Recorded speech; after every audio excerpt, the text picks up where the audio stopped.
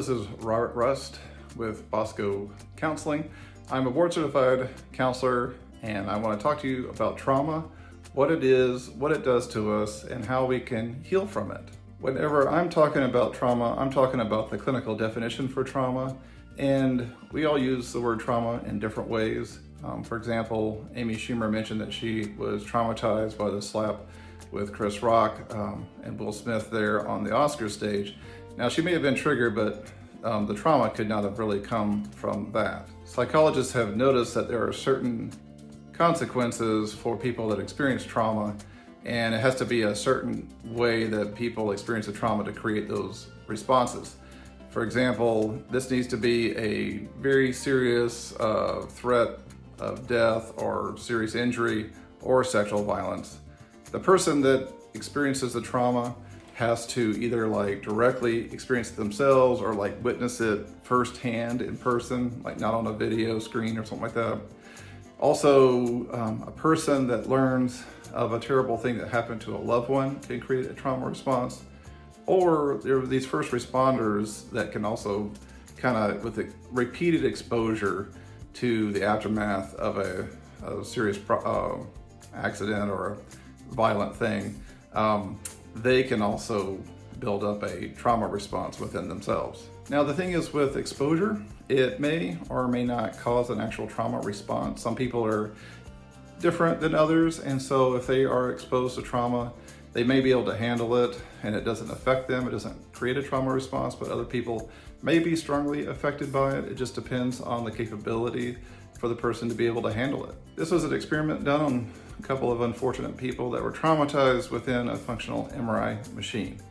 And I think they did this through flashbacks, but in one response to trauma was for the person to have a majorly overactive brain, lit up way more than a typical brain would be. Had this overdrive mode, trying to do everything they could to get, everything they could actively to get out of the trauma situation. And another one is disassociation, where the brain just really almost completely shuts off entirely. So that would be a disassociation mode where the brain just wants out. So the idea here in these situations is we're trying to go for survival whenever there's a trauma experience happening. So here's an example of a person that's exhibiting signs of a trauma response whenever, in the moment. This is a ride, it's a slingshot ride where people get shot off into space, so to speak, by these rubber bands. And so you can tell from the very get-go that this person is not very happy that they've elected to do this. They're dealing with it. And then just to add a little insult to injury here, the operator of the event decides to tease them and say, hey, look, your seatbelts are not fastened. The seatbelts are not there. You need to tighten your seatbelt. And then, so while they're doing that, they're looking at it. He's telling people, hey, we got two people without their seatbelts fastened. And then the operator launches them up into the air. And of course, the one guy on the guy there, his arms are just moving. They're not doing anything useful. They're moving. And then the lady's holding on like she, should if she cared about doing that. But eventually, the guy then goes into this major, disassociation mode where his arms just start to go lax because his brain's just I am out of here. We're not doing this anymore. So once the trauma occurs to the person, they can respond in different ways. And a bad response for someone that has trauma would be to try to do something that I'm talking about here in this thing. That's a little example. So let's say someone gets in a car crash and unfortunately their body gets all mashed up. And so now they have to spend a lot of time recovering. It's a very painful experience for them, but eventually after a few months they have recovered and they get themselves a new car, and now they're ready to go back and do all the stuff of, that they would normally do. However, they just want to make sure that they don't go to that one place where they had the accident. If they do that, then they just make sure that they don't have to remember the trauma, they don't have to experience it again, they're just going to shove that out of their memory.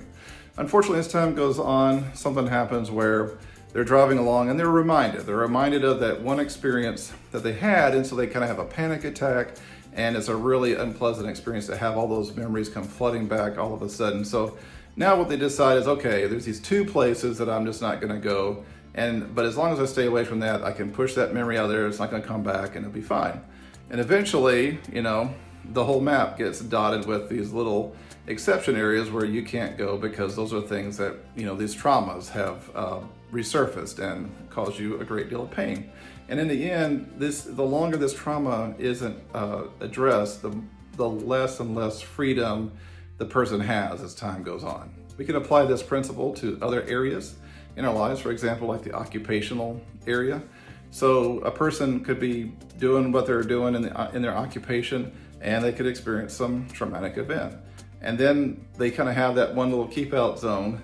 And then, but of course, as time goes on, they're going to get these little reminders in other areas of their occupation, and they end up just kind of closing down and losing functionality. An example might be that Amy Schumer thing, where in her job, she didn't expect to have this thing that may have triggered a past, trauma that she had that she hasn't really processed. So she sees this violent action happen. Well, she sees the slap happen, and it reminds her of maybe some terrible thing that happened to her in the past or someone that she knows. And so that could bring on a trauma response. And now she's like, maybe I don't want to do the Oscars anymore. It's kind of this area where I just don't want to go. So as the trauma is not healed, there's these long-term effects that start to kick up, and you start to have nightmares. There's these flashbacks that come on that where you really feel like you're right back where you were when that trauma occurred in the first place. And then you can also just end up having these this psychological distress that goes on anytime you're reminded of the trauma or it comes back to mind somehow. And then so these thoughts can come into your head, unwelcome thoughts as you're going through your life, and you just like not to think about the trauma, but these intrusive thoughts can just show up at times where you just don't want to deal with them. And then you may again, just try to start reducing what you do, try to have limited mobility, limited freedom as time goes around. So these effects end up piling into consequences for people that have trauma that's not being healed. Sometimes people are not able to recall events that have happened that they should be able to recall. They know they should be able to remember them, but their brain is kind of locking some stuff out of the picture, so they lose their ability to recall that. And then they also kind of get this negative self-image where I'm a bad person, and start to incorrectly assume responsibility for things that they are not responsible for. Somehow that kind of gives you a sense of control sometimes, if like I'm the one that's doing the bad stuff. However, it piles into some problematic areas for the person. And then the persistent negative things like always being angry, always feeling guilt or shame. Those things, sometimes it's appropriate to feel those emotions, but if they're always there, it can pile into other problems like, relationship issues, for example. So these consequences start to build up for the person that has unhealed trauma. The brain, there's a part of in our brains when we have trauma that wants to get the trauma healed and move forward from that. And there's other parts of us that are like, well, that's going to be painful. I don't want to deal with that. And so the person will kind of try to build this wall between those two parts of themselves so that the trauma will stay over there, and then I just don't have to deal with it. And so these walls serve the purpose of trying to protect the person from the part of the brain that wants to get this out and get it dealt with. As this strategy continues, it can build up into other things because you got your anxiety, because building these walls in us is not really very effective. So you can always be anxious about the next time you're going to end up having to experience that stuff. You get depression where you feel like things start to get hopeless. And there's these other areas. You got, there's relational issues. Drug addictions is a real popular thing for people that have trauma, because if you're just numbed out, then you don't have to feel anything. And then also psychosis can come into the picture. So trauma-induced psychosis, like if you're trying to build this wall and shove it out of your memory, there could be a pretty tricky part of your brain that can go in and jam a signal straight into like your hearing. So your brain can figure out, how do I fake out the hearing portion of my brain to make it think that it's heard some sort of sound that's not there, so people talking or something like that. And then if you continue to suppress that, then you might end up with some visual hallucinations after that. So these things, it's like the brain is kind of learning a trick to do something, and you're encouraging it by trying to kind of, suppress some of this traumatic thoughts. And that really can make things to be, you don't want to have that continue. So psychosis is something to take very seriously. You need to get yourself in front of a psychiatrist if you're experiencing this psychosis, because the longer it goes, it's kind of the more damage that's done to the brain. So definitely encourage you to get some treatment as soon as possible if you have any kind of psychosis building up in you. All right, so we're going to talk a little bit how to heal. How do we get this stuff dealt with that's kind of coming to us and is affecting us?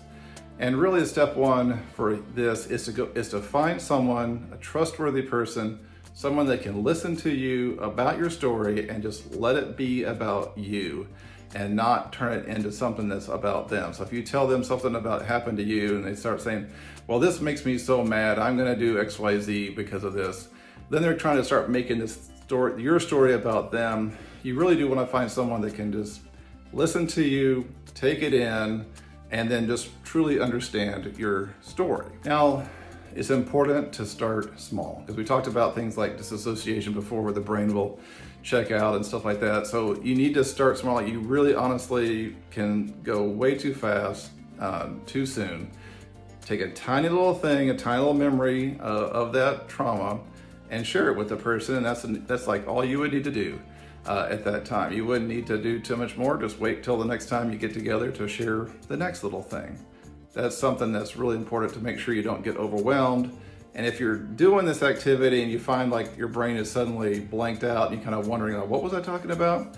So that's kind of an example of disassociation, where you would be like, okay, I probably did way too much too fast. Next time we'll try something smaller. Here's the thing, keep giving the detail until your person, your confidant, can understand what it is you experience. And the thing is that by making sure that they understand it, that means that you've really grappled with that memory to a very kind of intimate degree.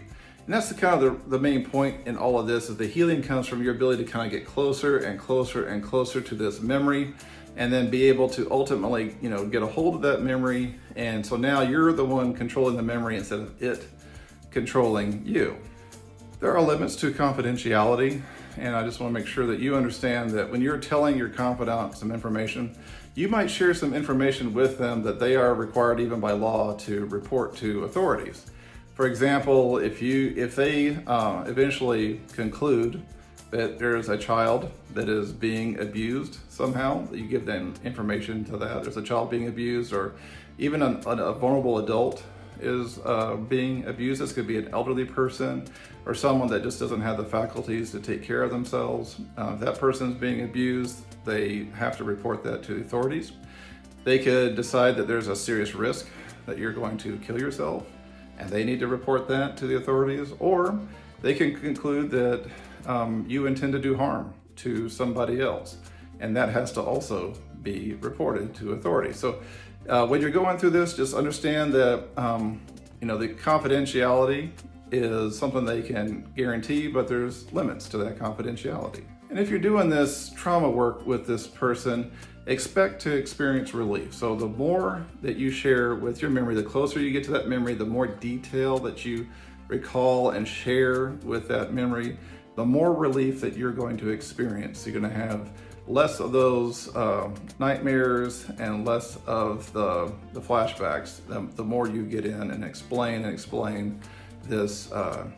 this traumatic experience that happened to you. Just to make sure that you're not going too fast, when you get together with people, once every 2 days is the fastest you'd want to ever do this trauma work, because your brain does need a couple of days to deal with what you did in the previous session. And a weekly cadence is about right for doing this kind of stuff for most people. So I would recommend a weekly meeting, if you could, with your confidant, and just go through little bit by little bit as you meet together. You've heard the phrase, time heals all wounds, something like that. Well, it does not apply at all to trauma. So that's unfortunate. It would be nice if time just made this go away, but honestly, there's plenty of stories out there where people were 13 years old when they experienced some trauma, and they just never dealt with it, and they still had the consequences of that piling up in their lives when they're 80. And so, No one ever says, hey, I'm so glad I've waited to deal with my trauma, because it will sit there and wait and wait and wait until it gets addressed. Here's a quote here by KJ Ramsey. It's something that I like quite a bit. It kind of talks about this whole trauma healing. Ramsey is a Christian author, and she's also a counselor. And this is kind of a thought that she has about dealing with these difficult things. She says, when we bypass the darkness, we kill courage. When we avoid our anguish, we bypass our healing. When we anesthetize our ache, we end up letting wounds fester that could be the place of our greatest healing and hope. That's what I've got to share with you on trauma and healing. And if you are on this journey, I wish you the best.